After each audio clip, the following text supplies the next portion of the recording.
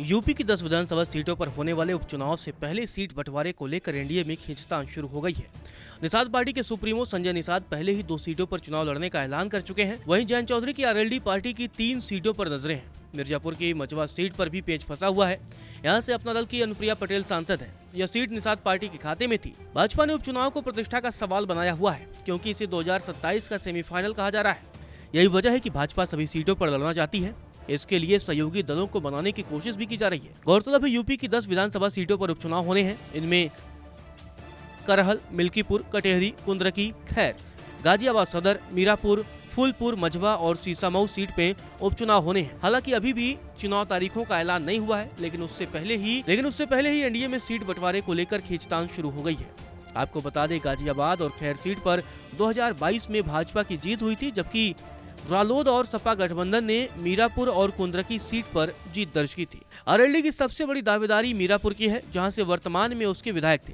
2022 के चुनाव में समाजवादी पार्टी के साथ मिलकर विधानसभा चुनाव लड़ा था और पश्चिमी उत्तर प्रदेश की 8 सीटों पर जीत हासिल की थी। अब उसकी सहयोगी भाजपा है। मीरापुर सीट भी 2022 में भाजपा को हराकर आरएलडी ने हासिल की थी। अलीगढ़ की खैर सुरक्षित सीट पर 2022 और 2017 से पहले आरएलडी का कब्जा था। 2022 के चुनाव में खैर में आरएलडी प्रत्याशी भगवती प्रसाद को 41,000 से अधिक वोट हासिल हुए थे। हालांकि यहां से भाजपा के अनूप वाल्मीकि को 1,39,643 वोट पाकर वो विधायक बने थे। आरएलडी का कहना है कि 2017 से पहले यह सीट रालोद की रही है, इसलिए रालोद को यह सीट मिलनी चाहिए। वहीं मुरादाबाद की कुंद्रकी सीट पर भी आरएलडी की नजरें हैं। इसके पीछे आरएलडी का तर्क है कि यहाँ बड़ी संख्या में अल्पसंख्यक मतदाता हैं, क्योंकि भाजपा किसी अल्पसंख्यक को टिकट नहीं देगी और अल्पसंख्यक भी उसे वोट नहीं देगा।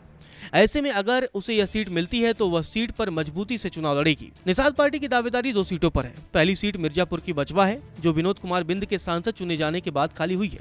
दूसरी सीट कटेहरी की है, जहां निषाद मतदाताओं का अच्छा प्रभाव माना जाता है। 2022 के विधानसभा चुनाव में निषाद पार्टी ने 10 सीटों पर चुनाव लड़ा था और 6 सीटों पर जीत हासिल की थी। कटेहरी सीट 2022 में निषाद पार्टी के पास थी, इसीलिए वह उस पर दावेदारी कर रही है। निषाद पार्टी के अध्यक्ष संजय निषाद ने उपचुनाव में कटेहरी और मझवा में पार्टी के सिंबल पर चुनाव लड़ने की घोषणा की है। जानकारों का मानना है कि यदि दोनों सीटों पर निषाद पार्टी ने भाजपा के खिलाफ प्रत्याशी उतारा तो इससे भाजपा को नुकसान होगा।